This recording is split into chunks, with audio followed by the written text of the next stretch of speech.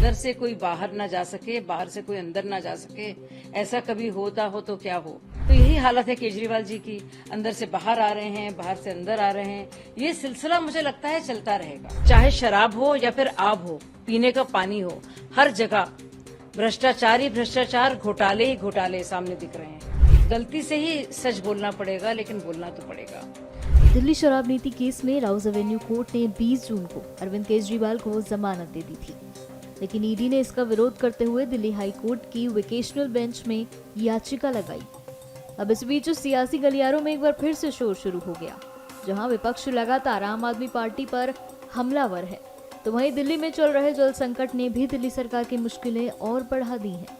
इस बीच बीजेपी नेता शाजिया इल्मी ने आप को घेरा है। क्या कुछ कहा, सुनिए। देखिए, असमंजस की जो स्थिति बनी हुई है, मुझे लगता है वो कई दिनों तक और कई हफ्तों तक और कुछ सालों तक बनी रहेगी। असमंजस की स्थिति ये है कि अंदर से कोई बाहर ना जा सके, बाहर से कोई अंदर ना जा सके, ऐसा कभी होता हो तो क्या हो। तो यही हालत है केजरीवाल जी की। अंदर से बाहर आ रहे हैं, बाहर से अंदर आ रहे हैं। ये सिलसिला मुझे लगता है चलता रहेगा, क्योंकि जो केसेस हैं, जो चार्जेस हैं, जो इल्जाम हैं और जिस तरह के सबूत हैं, वो पुख्ता हैं। बाकायदा स्कैम हुआ है, जो एक्साइज का जो रेवेन्यू मिलना था वो नहीं मिला है, शराब की बिक्री हुई है, हवाला ऑपरेटर्स हैं, साउथ के ग्रुप को बाकायदा प्रॉफिटियरिंग के लिए उनको ये ठेके दिए गए हैं, सब ठेकों को प्राइवेटाइज किया गया है सरकारी पॉलिसी के विरुद्ध। और जो ठेके में बिक्री करके एक्साइज को फायदा नहीं हुआ है, स्टेट ट्रेजरी को फायदा नहीं हुआ है, आम लोगों को फायदा नहीं हुआ है, बल्कि नुकसान हुआ है। फायदा किसका हुआ है? शराब के विक्रेताओं को और जो थोक में काम कर रहे हैं, यानी कि होलसेलर्स को और शराब कंपनियों को। तो ये साफ जाहिर है, इसी की वजह से मनीष सिसोदिया इतने दिन तक जेल में हैं। इसी की वजह से चाहे वो विजय नायर हों या मगुंटा रेड्डी हों, उनसे पूछताछ की गई है। चाहे वो दिनेश अरोरा हों या अमित अरोरा हों या जो भी हवाला ऑपरेटर्स हों, उनके साथ पूछताछ हुई है कि कविता अभी भी जेल में है। तो जाहिर है बहुत बड़ा केस तो ये है। अब उनके तार केजरीवाल से किस तरह जुड़े हैं? केजरीवाल खुद संयोजक हैं, पूरे पार्टी के हेड हैं, और बाकायदा ये पैसा गोवा में इस्तेमाल हुआ है, कैश में इस्तेमाल हुआ है ये पूरा पैसा। तो जाहिर है कब तक भागेंगे। तो ये अंदर बाहर, बाहर अंदर, जेल से बेल, बेल से जेल की जो स्थिति इनकी है, ये बनी रहेगी। ये आज की बात नहीं है सिर्फ। जितना न्याय व्यवस्था का अपमान केजरीवाल जी और उनकी पार्टी ने एक बार नहीं कई कई बार किया है, मुझे लगता है उनको इसके लिए न सिर्फ शर्मिंदा होना चाहिए बल्कि माफी मांगनी चाहिए।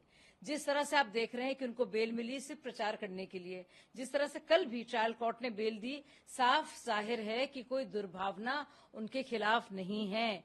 ये भी साफ जाहिर है पूरी अच्छी तरह से कि भाजपा का कंट्रोल या नियंत्रण पूरी तरह से नहीं है और ना ही हो सकता है। यही है जुडिशियल प्रोसेस हमारे देश का, यही काम है न्यायालय का और अलग अलग मुख्तलिफ कोर्ट्स का जो अलग अलग लेवल पर हैं, चाहे वो सेशंस में हो, हाई कोर्ट हो या सुप्रीम कोर्ट हो।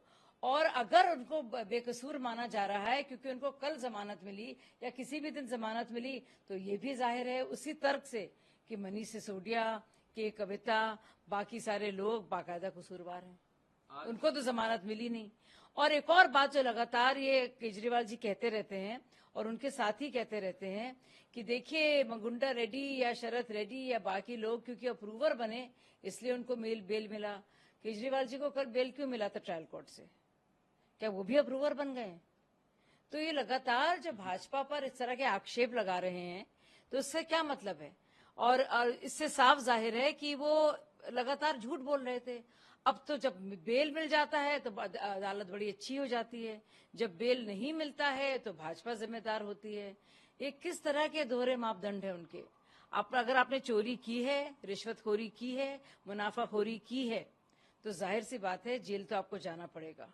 और चाहे शराब हो या फिर आब हो, पीने का पानी हो, हर जगह भ्रष्टाचार ही भ्रष्टाचार, घोटाले ही घोटाले सामने दिख रहे हैं।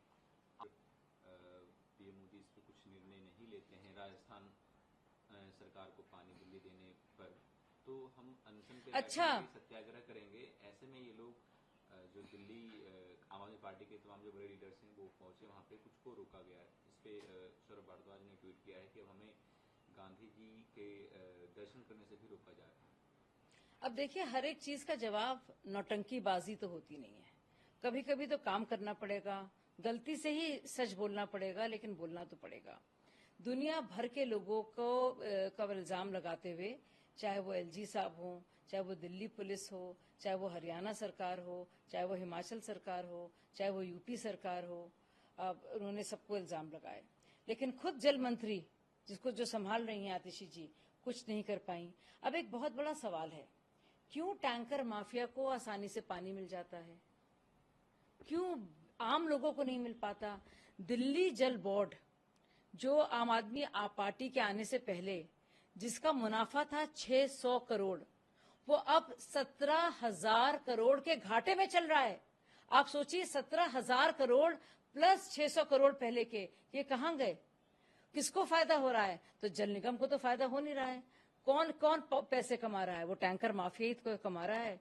और टैंकर माफिया को कैसे पानी मिल जाता है, जल निगम को क्यों नहीं मिल पाता?